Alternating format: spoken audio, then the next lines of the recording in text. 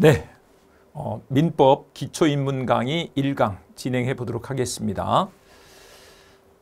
맨 처음 제1편 민법 총칙 이렇게 나와 있네요. 그러면 이제 이 총칙이란 말이 나왔을 때 나중에 각칙이란 말이 나오겠구나. 총칙을 논하면 총론, 각칙을 논하면 각론 이렇게 됩니다. 그래서 민법 총칙, 그다음에 이제 각칙으로 물권법, 채권법 중 계약법 이런 것들을 공부하시게 될 것입니다. 그런데 이제 민법에서 공부하는 게 뭘까? 이거 한번 생각을 해보자고요. 네, 민법은 결국 법은 권리 의무예요. 이제 권리가 있으면 의무가 있겠죠. 근데 그 의무가 권리 의무가 변동하는 것, 이것을 공부하는 것이 민법이다. 이렇게 좀 생각해 두시면 될 것 같아요. 근데 우리 사람이 태어나서 죽을 때까지 많은 권리를 갖고 또 그 권리가 없어지기도 하고 이렇게 될 건데 결국 권리 변동 이걸 공부하는 게 민법이다. 그 변동을 좀 다른 말로 했을 때 권리가 발생, 변경, 소멸하는 것을 말한다. 권리의 발생, 변경, 소멸 이렇게 돼 있습니다. 그런데 그 권리 중에서 우리 공인중개사 민법에서 공부하는 그 권리는 뭐냐 그러면 결국 부동산 거래와 관련된 권리 요것들을 공부를 하시게 될 거예요.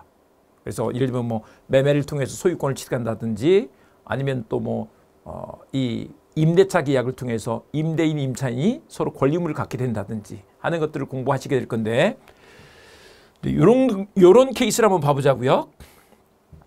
우리가 이제 앞으로 공부를 하시게 되면 이제 사람 이름을 예를 들면 희열이, 희순이 이렇게 계속 이름을 붙이기가 어려우니까 갑, 을, 병 이런 식으로 해둡니다. 그래서 매도인 갑과 매수인 을이 이렇게 합니다.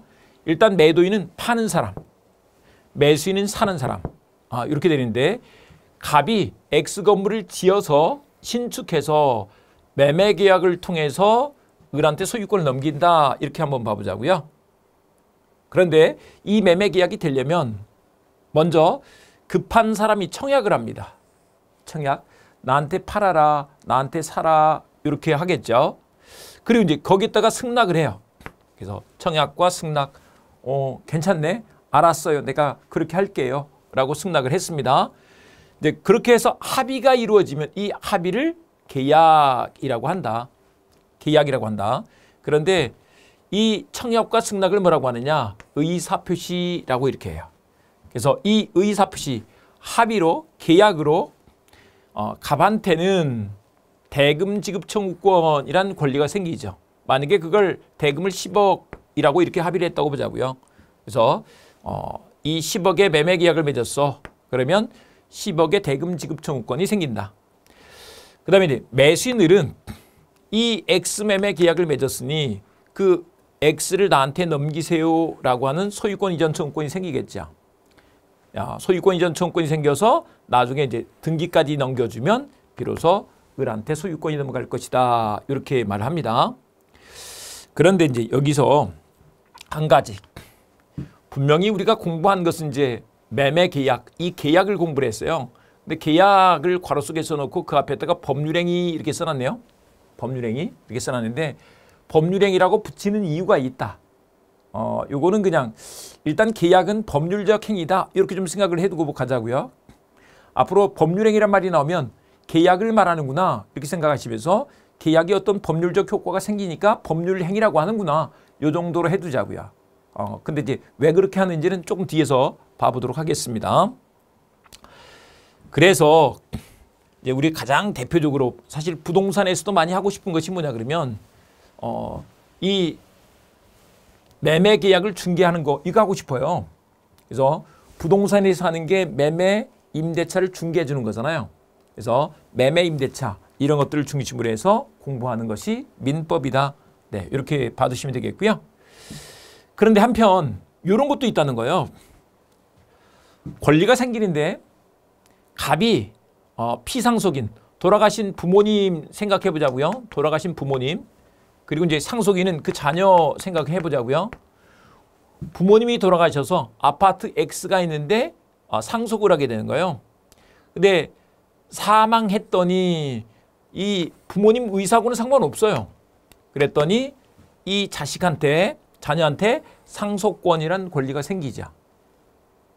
이 X를 중심으로 해서 보자면 돌아가신 부모님은 그 X를 내려놓고 그다음에 이제 자녀는 그 권리가 생기자. 그래서 결국 권리 변동이 되는구나. 이렇게 하게 되겠습니다. 그런데 요거는 그 사람의 의사 표시하고 상관없이, 의사하고 상관없이 법에서 그렇게 정해놨기 때문에 그렇게 되는 거야. 이게 법률 규정에 그렇게 돼 있죠. 법률 규정에, 민법 규정에 가면 부모가 돌아가시면 그 자식이 상속한다라고 법에 정해놨단 말이에요. 그래서 법률 규정 이렇게 말할 수 있는데 이제 크게는 법률행위 아닌 거 이렇게 한번 생각해 두셔도 좋겠습니다. 법률행위 아닌 거. 네, 이렇게 해두시고요. 그런데 이제 앞서도 잠깐 말씀드렸습니다만은 우리 공인중개사들이 하는 일이 결국 매매나 임대차를 중개하는 것이기 때문에 우리는 법률행위를 중심으로 공부를 할 것이고 요 상속 같은 경우는 이제 이게 우리가 뭐 중개할 일은 아니잖아요. 그러니까 이런 건 사이드로 잠깐 공부한다. 이렇게 좀 생각을 해주시면 좋겠습니다. 그래서 우리는 이제 법률행위를 중심으로 공부를 할 거예요. 근데 이제 요거를 좀 더 체계화시키면 이렇게 말할 수 있는데요. 이제 이렇게 되죠. 일단 어떤 효과가 생기려면요. 어떤 결과가 생기려면 원인이 있어야 돼요. 그래서 원인이 있어서 그 원인이 갖춰지면 결과가 생기는 것인데 그 원인이 요건이 되는 거예요. 법률 요건, 법률 효과 이렇게 되는 거죠. 근데 이 법률 요건을 구성하는 개개의 사실들을 뭐라고 하느냐? 법률 사실이라고 하는데 그래서 요건이 갖춰지면 효과가 생긴다 이렇게 말하는데 그 요건으로서 법률행위가 있다 이렇게 한다는 거죠. 근데 그 법률행위 속에 계약이 있고 또 단독행위라는 것도 있다네. 아까 우리 앞서서 그랬죠. 계약을 법률행위라고 이렇게 봐라 그랬는데 계약을 법률행위라고 뭐 이거 하나만 있을 것 같으면 그냥 계약이라고 하지 굳이 뭐하러 법률행위 이렇게 했을까 할 필요가 없죠. 뭔가 다른 게 있기 때문에 그래요. 같은 특징으로 묶을 다른 성질이 있기 때문에 다른 것들이 있기 때문에 이렇게 이름을 하나 붙여주는 거죠. 이렇게 한번 봐볼까요? 우리 이제 칼국수에는 여러 종류가 있죠. 뭐 제가 좋아하는 팥 칼국수, 바지락 칼국수, 뭐 아니면 뭐 콩칼국수, 여러 가지 칼국수가 있는데 그걸 다 통칭해서는 그냥 칼국수 이렇게 부르잖아요. 네. 그런 것처럼 이름을 하나 붙여주는 거예요. 계약과 단독행위 두 개를 합쳐서 부르려고 법률행위라고 했다. 법률적 효과가 생기는 행위예요. 법률적 효과가 생기는 행위. 요것도 이렇게 한번 봐볼까요? 우리 어느 집 자녀들이 있어요. 그러니까 누구네 애들 그러면 거기에 뭐 그 안에 희열이도 있고 희순이도 있고 희철이도 있고 이렇게 있을 수 있을 텐데 거기 뭐 누구네 집 애들 이렇게 한꺼번에 부를 수가 있잖아요. 그런 것처럼 이름을 하나 붙여준다. 근데 이제 거기 들어가는 특징이 뭐가 있느냐? 재료가 청약 승낙 같은 의사 표시가 들어가 있다는 거예요. 의사 표시가 들어가 있는 것을 법률행위라고 한다. 그런데 그 의사 표시가 들어가 있지 않은 거 이런 것을 다 뭐라고 하느냐? 법률 규정 이렇게 말을 한다는 거죠. 상속 같은 것들이 그 대표적인 예가 된다. 그렇게 해서 권리 변동이 이렇게 생기는 것이다. 그래서 권리의 발생, 변경, 소멸로 나타나게 된다. 이렇게 말합니다. 그래서 봐두시는데 크게 보면 이제 우리가 공부하는 것이 민법 공부는 요건 효과에 관해서 공부를 할 건데 그 요건으로서 법률행위가 있고 법률 규정이 있다. 근데 우리 이제 법률행위를 중점적으로 공부를 할 건데 법률 규정이라는 것도 따로 사이드로 좀 공부한다. 근데 그랬더니 요런 효과가 생기더라. 권리 변동이 생기더라. 이 말인 것입니다. 지금 길게 한 10분 정도 이 얘기를 했습니다. 민법은 권리 변동 요걸 공부하는 것이구나. 그런데 이제 우리 부동산에서 하는 일들이 매매 계약, 임대차 계약을 중개해 주는 것이니까 그걸 중점적으로 공부를 하겠구나. 그래서 그 다음 단계로 공부하는 것이 이제 법률행위. 금방 다시 말씀드립니다. 이 법률행위는 계약, 단독행위 두 개를 합쳐서 부르는 것이다. 근데 이제 그런 것들을 한꺼번에 이렇게 부르는데 그 법률행위 그러면 계약과 단독행위가 있다. 근데 그 계약으로 대표적으로 이제 우리가 매매를 공부했습니다. 임대차 계약도 있어요. 교환 같은 것들도 계약이다라고 합니다. 서로 맞바꾸는 거요. 맞바꾸는 거 계약 이렇게 됩니다. 합의하는 것들이 다 계약이다.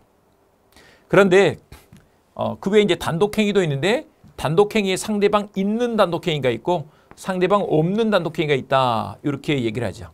있는 단독행위와 없는 단독행위가 있다. 이렇게 얘기하는데 있는 단독행위 같은 경우로 취소. 이제 취소는 우리가 뒤에서 공부하겠습니다만은 예를 들면 이런 거요. 이 매매 계약을 맺었는데 매매 계약을 착오로 잘못 맺었어. 사기 강박을 당해서 계약을 맺었어. 그러면 그 계약을 취소할 수 있다 이렇게 말한다. 사기를 당해서 착각해서 잘못 계약을 맺었어. 그럼 취소할 수 있어. 근데 상대방한테 하는 것이니까 상대방 있는 단독행위다 이렇게 말한다. 그 다음에 이제 상대방 없는 단독행위라는 것이 있는데 그 안에 유언이라는 게 있죠. 유언이 있는데 유언은 상대방 없는 단독행위다 이렇게 말해요. 근데 유언이 왜 상대방 없는 단독행위일까 잠깐 좀 생각을 해볼 건데요. 우리 이제 일반적으로 유언 그러면 부모님이 돌아가시기 전에 요거는 요렇게 하고 저거는 저렇게 해라 요렇게 하는 게 유언 같지만 그건 이제 드라마에 나오는 유언이고 법적인 유언은 어떤 것이냐 그러면 유언장을 쓰시는 거예요. 돌아가시기 전에. 그래서 예를 들면 이제 유언을 이렇게 하는 거예요. X는 큰 애 주고 Y는 작은 애 주고 뭐 이건 이렇게 하고 저건 저렇게 하고 이렇게 유언장을 쓰시는데 그 유언을 애들 앞에서 유언을 하시는 게 아니고 자기 혼자 쓴단 말이에요. 그러니까 그것은 상대방 없는 단독행위가 되는 거죠. 근데 이제 뭐 요거 다 외울 필요 없어요. 그냥 이런 게 혼자서 하니까 상대방 있는 단독행위라고 하는구나. 근데 상대방이 없을 수도 있는데 그걸 상대방 없는 단독행위라고 하는구나. 이렇게 알아두시면 된다는 거죠. 그래서 이렇게 봐두시고요. 그런데 이제 또 한 가지 공부하려고 하는 것이 뭐냐 그러면 법률의 요건인데 이렇게 됩니다. 요건은 어떤 이제 이 효과가 생기려면 이 필요한 것들이 있는데 그 요건을 갖춰야 된다는 거예요. 요건을 갖춰야 되는데 이렇게 생각해 보자고요. 요게 원활하게 잘 이루어졌을 때는 뭐 이런 거 우리 요건 모르고 다 지나가죠. 일반인들이 무슨 뭐 여기 성립 요건, 효력 요건 이런 걸 알겠냐고요. 알 필요도 없지. 알 필요도 없는데 이게 이제 문제가 생기면 이걸 좀 이제 따져봐야 돼요. 이렇게 한번 생각해 볼까요? 사람이 몸이 아프면 병원에 가잖아요. 병원에 가면 어디가 아파요, 뭐 이가 아파요, 뭐가 아파요 이런 얘기를 하게 되면 이제 그 의사분이 그러면 우리 저 엑스레이 한번 찍어봅시다, 뭐 한번 해봅시다, 뭐 아니면 CT를 찍어봅시다, 이런 식으로 단계를 밟아가면서 검사를 해보죠. 매뉴얼이 있단 말이에요. 매뉴얼이. 근데 그걸 여기서 어떤 문제가 있으면 이런 매뉴얼로 검토해보자 해서 만든 것이 요건이다. 그런데 이걸 할 때는 먼저 법률행위가 성립해야 된다는 거예요. 그리고 나중에 이제 효력 요건이 생기는지를 따져본다는 거죠. 그래서 만약에 성립하지 않으면 효력을 안 따져. 여기서 끝나버려. 우리가 예를 들면 우리가 엑스레이를 찍었는데 결과가 나왔어. 그럼 더 이상 알아볼 필요가 없죠. 뭔가 더 따져볼 게 있을 때 그 뒤에 뭐 CT도 찍고 하는 거잖아요. 그런 것처럼 이렇게 가는 것이다. 근데 이걸 따지기 전에 먼저 잠깐 이걸 한번 다시 봐보겠습니다. 갑과 을이 X를 10억 원에 매매 계약을 맺었다라고 하는 경우를 봐보자고요. 매매 계약을 맺는다라고 할 때 먼저 그걸 앞서서도 잠깐 봤습니다만은 급한 사람이 먼저 청약을 합니다. 청약은 갑이 할 수도 있고 을이 할 수도 있는 거예요. 갑이 야 X 10억 원에 살래? 을한테 이렇게 할 수도 있고 을이 꼭 자기가 필요하면 갑한테 찾아가서 그거 10억 원에 나한테 파실래요? 이렇게 할 수도 있는 거잖아요. 이게 청약이다. 그리고 이제 거기에 대해서 오케이 하는 것이 승낙이죠. 그래서 계약이 이루어지는데 이게 제대로 됐는지 따져볼 때 먼저 성립해야 되는데 여기에는 일반적 성립 요건과 특별 성립 요건이 있어야 된다. 이렇게 하는데 일반적 성립 요건이라는 것은 뭐냐 그러면 모든 법률행위, 계약은 일반적으로 이게 있어야 돼 이 말이에요. 일반적으로. 요건 꼭 있어야 되죠. 그런 것으로 먼저 당모기가 있는 거죠. 당모기, 당사자, 목적, 의사표시 요게 있어야만 된다. 당모기. 그래서 당사자로서 갑과 을 이 두 사람이 있어야 되죠. 갑과 을 두 사람이 있어야 된다. 네, 이렇게 되고요. 그 다음에 이제 이 사람들이 계약을 체결한 목적이 있죠. 우리 을 같으면 X를 내 거로 만들려고 한 거잖아요. 이제 갑 매도인 같으면 대금 10억 원을 받을 목적으로 한 거잖아요. 이게 목적이야. X 10억 원. 그런데 계약서에 쓰여지는 내용이 이거죠. 그래서 이 목적을 다른 말로 계약 내용이다 라고도 이렇게 말하는 거예요. 목적이 있어야 돼. X 10억 원. 이거 다른 말로 하면 내용이 된다. 그 다음에 이제 계약이 되려면 그 안에 기본적으로 청약과 승낙 같은 의사표시가 들어가야 돼. 이 말이에요. 의사표시가 들어가야 돼. 그 다음에 이제 특별 성립 요건이 있는데 특별 성립 요건으로는 이런 건 나중에 전문적으로 나중에 공부하기로 하고 혼인신고 한번 생각을 해보자고요. 혼인신고. 여기서 재밌게 한번 생각을 해보자고요. 여러분 우리 결혼을 여러분들이 뭐 아직 하신 분들은 하신 분들대로 안 하신 분들은 안 하신 분들대로 혼인은 합의로 하는 거죠. 지금 결혼하신 분들 생각해 보세요. 납치당해서 지금 살고 있는 게 아니죠. 합의로 했잖아요. 그러니까 혼인은 계약이다. 이렇게 말씀드릴 수 있습니다. 혼인은 계약이니까 근데 우리 그랬잖아요. 합의가 있으면 계약이다 그랬잖아요.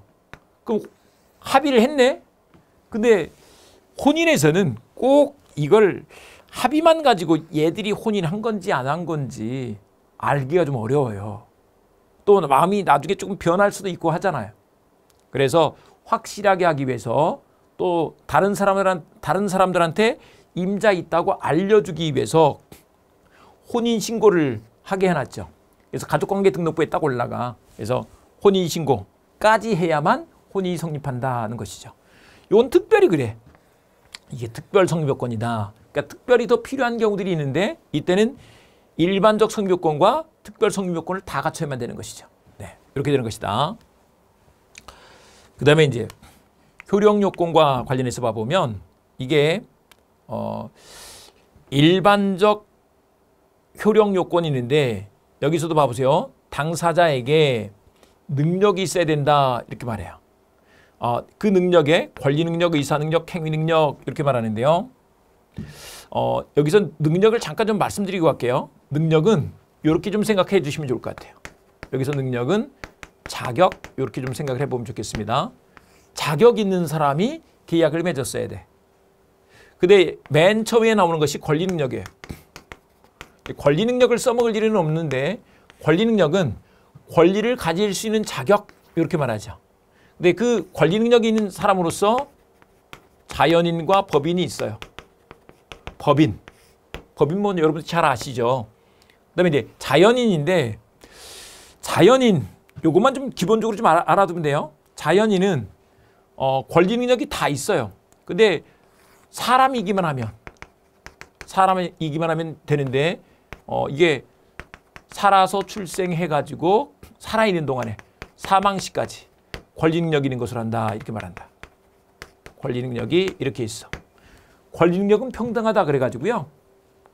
혹시나 뭐 어린애는 좀 적고 연세 있는 분은 좀 많고 이런 게 아니다. 그냥 권리능력은 자격일 뿐이야. 그러니까 대기업 회장님도 아니면 저기 길거리에 지금 앉은 분도 아니면 뭐 홈리스도 다 이렇게 권리능력이 있다는 거죠. 그래서 권리능력 면에서는 평등하다. 네, 이렇게 말할 수 있습니다. 그 다음에 이제 의사능력.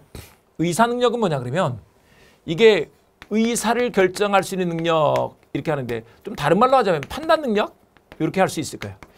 계약을 맺을 수 있는 판단 능력이 있는 사람이 해야 돼. 근데 만약에 의사 능력 없는 사람이 그걸 이제 의사 무능력자라고도 이렇게 합니다. 의사 무능력자가 계약을 맺었어. 그러면 그 계약은 무효가 돼 버린다 이렇게 말한다. 근데 의사 무능력자 이런 사람으로 누가 있느냐?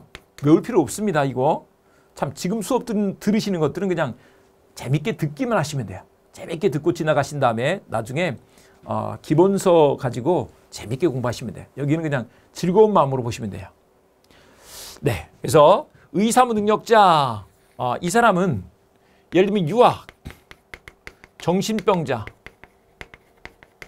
만취자 이런 사람들 들 수 있는데 잘 생각해 보세요. 유아는 집에 맛있는 과자 정도나 알지 그걸 좀 넘어가는 예를 들면 이게 몇천 원짜리 아직 유아예요. 몇만 원짜리 거래를 할 만한 판단력이 있지는 않잖아요. 근데 걔가 뭔가 누가 말을 하니까 대답을 했어. 그랬다고 해서 판단력이 있다고 볼 수는 없잖아요. 그러니까 대답을 했어도 무효다 이 말인 거죠. 근데 주의하실 거 유아이지만 어쨌거나 당사자가 있고 이 당보기가 다 갖춰졌잖아요. 그러면 계약은 성립한 거예요. 다만 성립했지만 뭐가 된다? 무효다 이렇게 말한다는 거죠. 정신병자도 마찬가지야. 정신병자 생각해 보세요. 그분들이 우리하고는 잘 안 통하죠. 우리하고는 잘 안 통해. 저 외계인들하고만 통해. 그러니까 지금 현 시대에서는 서로 지금 계산이 안 맞는 거잖아요. 또 만취자 같은 경우도 마찬가지예요. 만취자. 남자들이 그렇게 얘기를 하기는 하죠. 뭐 개가 됐다. 그렇게 얘기하잖아요. 판단력이 없죠. 뭐 말을 시켰더니 대답은 해. 하지만 그게 판단력이 있어서 한 건 아니잖아요. 그러면 무효가 된다. 이 말인 것이다.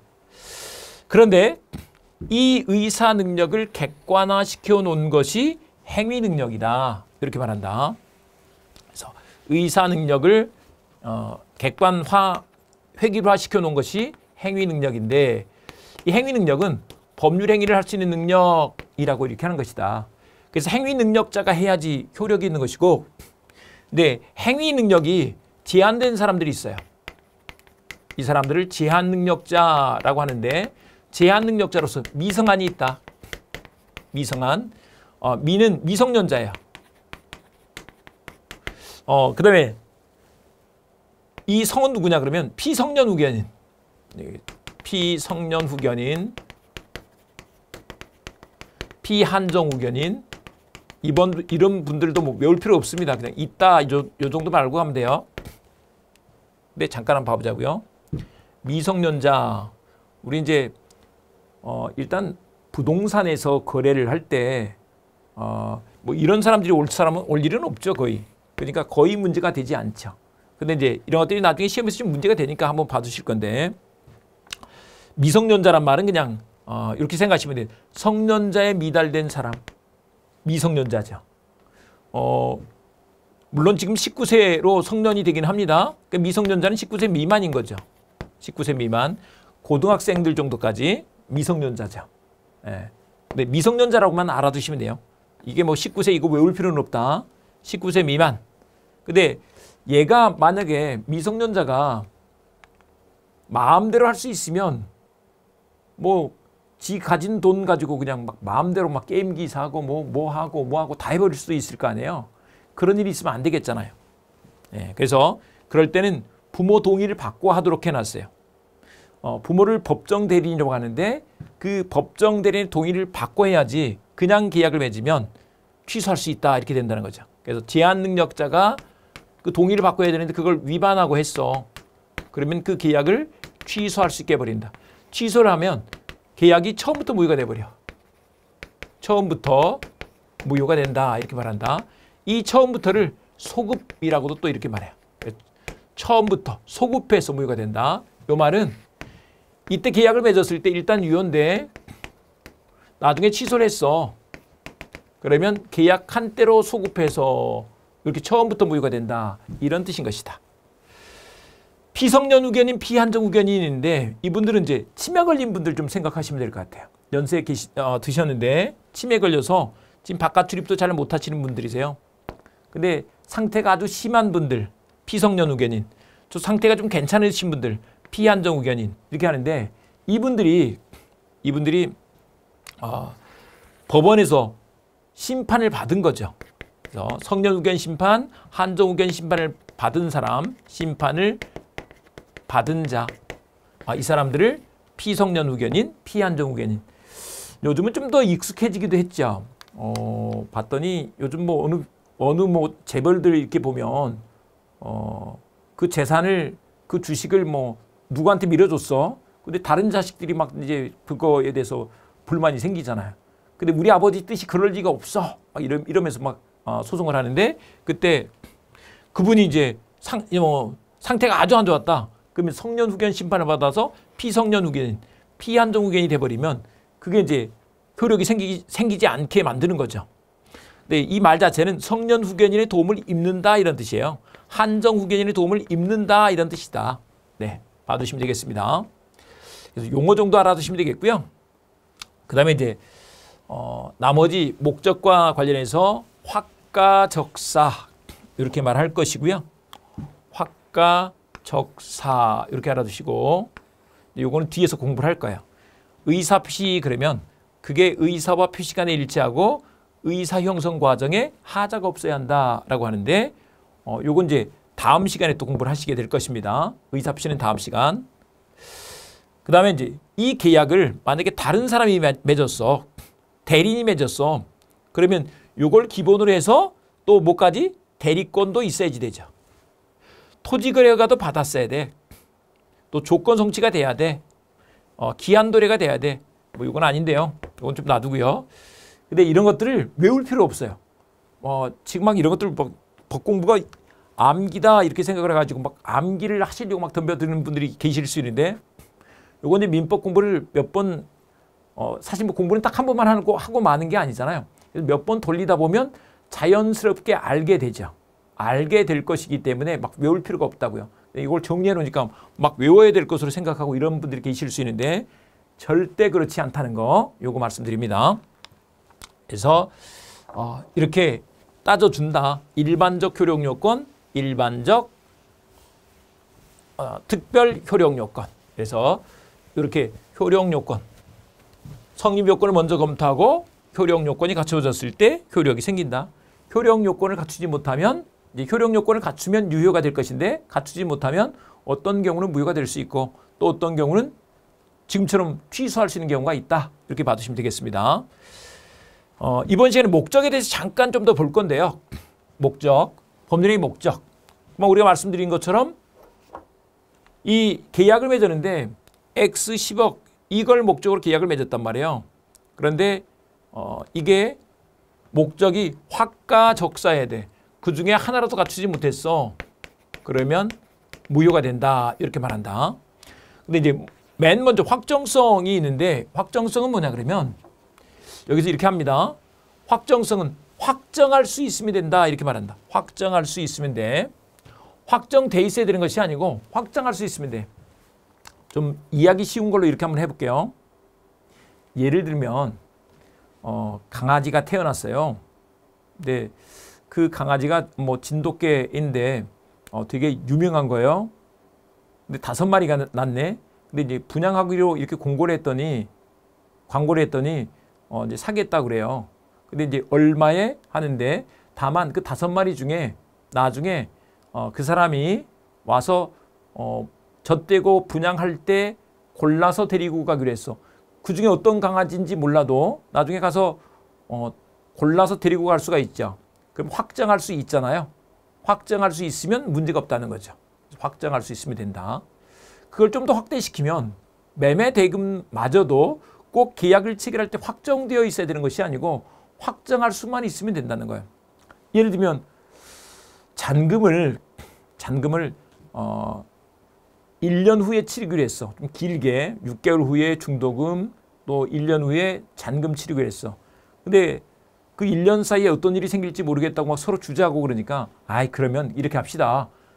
그 잔금 그 매매 대금은 우리 그냥 이렇게 합시다. 그 잔금 치를 때 시가로 합시다. 이렇게 정할 수 있다는 거죠. 딱 10억 이렇게 정하지 않아도 그렇게 해도 된다는 거예요. 왜 하면 되느냐? 만약에 그 확정할 때 그때 어쨌거나 뭐 예를 들면 부동산 A, B, C, D 그 4개 중에서 4개 요거 물어봐 가지고 평균 내서 값을 정해도 될 거 아니에요. 충분하다. 그리고 한 가지 더 이제 좀 익숙하게 생각해 두실 것이 뭐냐 그러면 우리 계약을 맺을 때요. 요게 뭔가 문제가 있을 때 이 법률적인 문제들은 다 나중에 문제를 해결해 주는 기관이 있어요. 그러니까 민법 문제에서는 그 뒤에 나오는 기관이 다 법원이다 이렇게 생각하시면 돼요. 만약에 합의가 안 돼. 그러면 법원 가면 다 결정해줘요. 이렇게 하기로 했는데 그때 시가로 결정하기로 했는데 이 사람이 협의를 안 해줘요. 그러면 법원에서 알아서 조사를 해봐가지고 그때 시가는 얼마입니다. 이렇게 결정해 준다는 거죠. 그래서 문제가 없다. 그 다음에 이제 목적의 가능성 그런데요. 가능성은 뭐냐 그러면 계약을 체결했는데 가능한 걸 약속해야지 불가능한 걸 약속하면 안 되죠. 근데 이제 가능 반대는 불가능 이럴 텐데 법에서는 줄여서 불능이라고 이렇게 해버린다. 가능한 걸 약속해야 돼.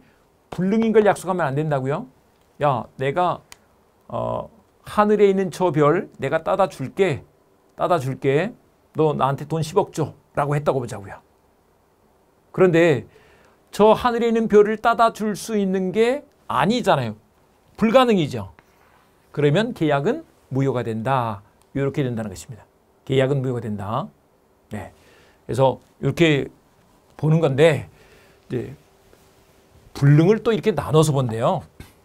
불능을 나눠서 원시적 불능과 후발적 불능이 있다 이렇게 말하는데 예를 들면 이런 거 한번 생각해 볼까요? 갑이라는 사람과 을이라는 사람이 X를 10억에 매매 계약을 이렇게 맺었는데 X가 불이 나서 타버렸어. 이게 불능이 됐죠. 불능이 됐는데 이 불능이 만약에 처음부터 불능이었어. 그러면 원시적 불능이다 이렇게 말한다. 원래 처음부터 이렇게 말합니다. 우리 이렇게 한번 해보자고요. 이게 X가 별장인데 별장 매매를 했어요. 그런데 아침에 계약하러 나왔는데 그 사이에 만약에 불이 났다고 보자고요. 근데 계약 체결일을 기준으로 해서 아직 도장 찍기 전에 불이 났어요. 그러면 어쨌거나 그 계약할 때부터 원래 처음부터인 거죠. 원래 처음부터 불능이야. 그러면 계약은 무효가 된다 이렇게 말한다. 원시적 불능으로서 계약이 무효가 돼버려. 무효가 된다 이 말은 계약은 성립했다 이런 뜻입니다. 계약은 성립했지만 무효다 이렇게 읽는다. 그 다음에 이제 또 한 가지가 더 뭐냐면 이게 계약을 체결하는데 갑 입장에서 좀 더 알아보고 지금 갑이 매도인이에요. 매도인이 그걸 확인해보고 계약을 했어야 되는데 그걸 확인해 보지 않는 바람에 이 계약을 하다 보니까 매수인은 일단 계약 체결하려면 돈을 뽑는다든지 하면 돈이 들어가게 돼 있잖아요. 금융비용.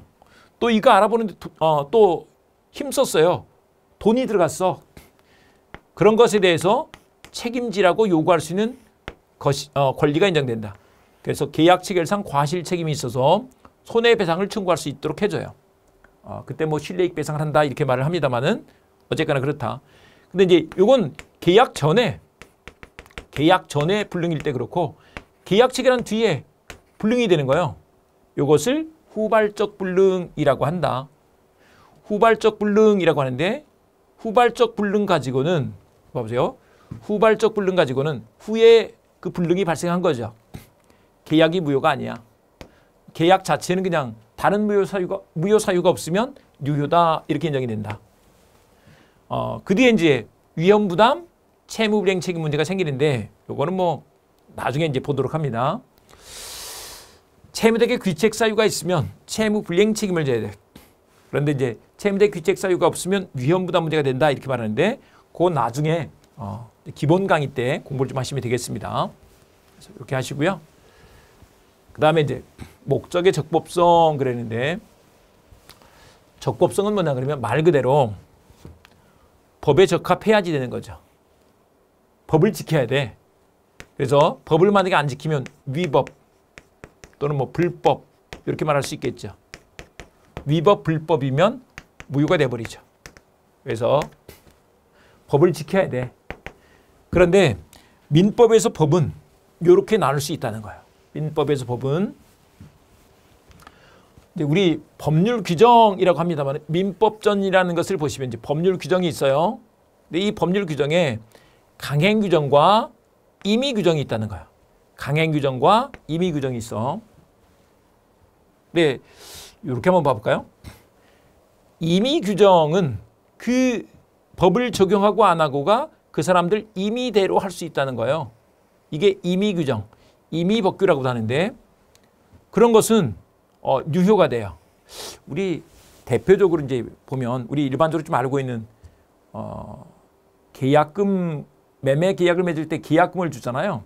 근데 계약금을 주면 그 계약금이 해약금으로 기능을 해서 중도금 주기 전까지는 계약을 해약할 수 있는 권리를 인정해줘요.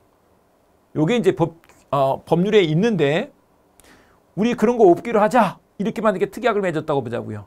그러면 그 법과 다른 약정을 했죠.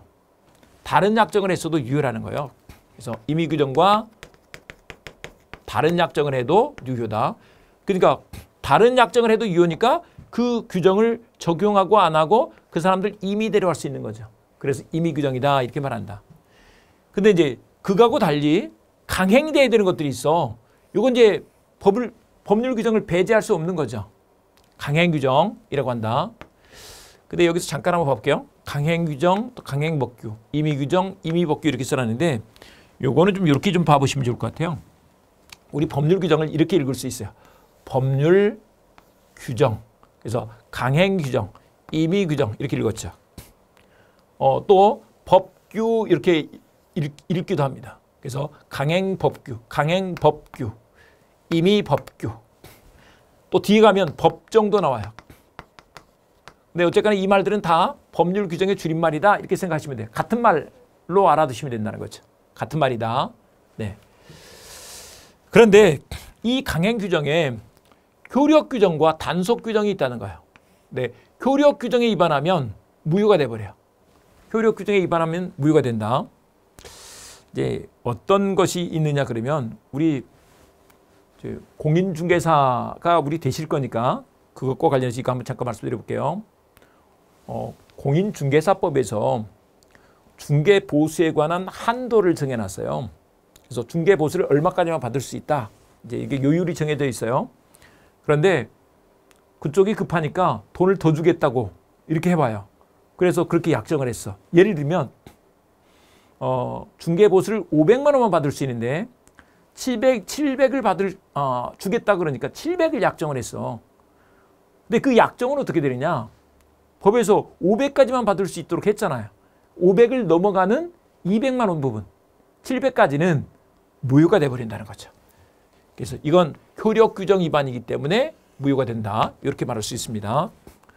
우리가 이제 공인중개사 될 거니까 이걸 가지고 예를 들어서 한번 봤고요. 그 다음에 이제 단속 규정 같은 경우는 말 그대로 단속만 하는 거예요. 단속만. 그래서 단속 규정 위반이 되게 되면 그때는 이제 단속을 당해서 제재를 당하긴 하지만 이루어진 거래 자체는 뭐다? 유효다. 이렇게 인정을 해준다는 거죠. 그런 것으로 우리 일상생활에서 잠깐 말씀드려보면 예를 들면 음식 장사를 하려면 허가를 받고 해야 돼요. 국민 건강을 위해서 식품위생법에서 허가받고 하도록 이 규정을 두고 있단 말이에요. 그런데 허가받지 않고 만약에 리어카에서 그냥 이 뭐 불량식품 이런 것들을 판다고 생각해 보자고요. 또 뭐 떡볶이 아니면 어묵 이런 것들을 판다고 생각해 보자고요. 근데 그 파는 것 자체는 단속 대상이죠. 그래서 걸리면 제재를 받아요. 벌금도 내야 돼. 하지만 우리가 사 먹은 떡볶이 그것도 다 계약으로 사 먹은 거잖아요. 그것은 유효다 이렇게 된다는 것이다. 네, 이렇게 되고요. 그 다음에 이제 요거 그러면 이제 우리 강행규정 위반에 관해서 다 공부를 했고, 그 다음에 이제 목적의 사회적 타당성 문제가 있는데 사회적 타당성은 어떤 것이냐 그러면 이런 거예요.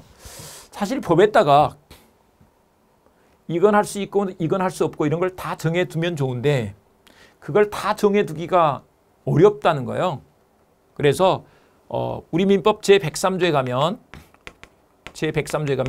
선량한 풍속 기타 사회질서 이렇게 해놨어요. 선량한 풍속 기타 사회질서 이렇게 해놨단 말이에요. 그래서 그거에 위반하면 무효가 된다 이렇게 해놨어. 왜냐하면 일일이 그걸 다 정할 수가 없으니까 그냥 선량한 풍속 기타 사회질서. 그래서 요 얘기는 뭐냐 그러면 우리 일반인들이 아 이런 건 안 돼. 그러면 안 되는 거야. 돼. 그러면 된다는 거예요. 그런 것을 이런 거 한번 보자고요. 지금 시대에 유부남이에요. 유부남이 을려를 첩으로 들인 거예요. 그래서 같이 살림을 살아. 이런 걸 부첩계약이라고 한다. 본처가 있는 사람이 살림을 차리면 부첩계약이라고 한다. 그리고 이제 그거 하면서 뭐 토지, 아파트를 증여했다고 보자고요. 그리고 등기까지 넘겨줬어. 이런 것은 될까? 사실 뭐 여러분들이 아시다시피 간통죄도 폐지됐잖아요. 그런데 그런 건 안 되겠죠. 잘 이해가 안 되시면 내 남편이 다른 여자랑 사네? 도저히 인정할 수 없잖아요. 남자들 같으면 우리 아빠가 다른 여자랑 산다네? 안 되죠. 이런 거 안 돼. 그러면 안 된다고 써놓으면 될 거 아니야, 법조문에. 그러면 이제 만약에 그게 안 되면 원조 교재는 괜찮을까? 그러니까 이걸 일일이 다 쓰는 게 너무 어렵잖아요. 그래서 선량한 풍속 기타 사회질서 그래서 일반 규정 형태로 그런 걸 일반 규정, 백지 규정이라고 합니다. 그렇게 규정을 해놓고 그거에 위반되면 무효야 이렇게 정해버린다는 거죠. 아직 주기 전이에요. 이행하지 않으면 되죠.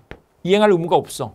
근데 이제 준 후에는 이걸 불법 원인급여가 된다 그래서 부당이득 반환 청구할 수 없고 소유물 반환 청구할 수 없다 이렇게 해서 그 아파트가 첩소유가 돼버린다. 그 부동산이 첩소유가 돼버린다 이렇게 말한다. 무슨 말이냐 그러면 이런 거예요. 여기서 토지를 증여했는데 불법한 원인으로 부첩계약이란 불법한 원인으로 급여는 주는 거죠. 급여를 한 거야. 그런 경우에 원래 이게 무효면요. 무효니까 을 명의로 소유권 등기가 있어도 그게 소유권이 갑한테 있다는 거. 일반론적으로는 그렇다. 이제 다음 시간에 좀 더 설명드립니다. 또 부당이득 반환 청구를 할 수가 있어.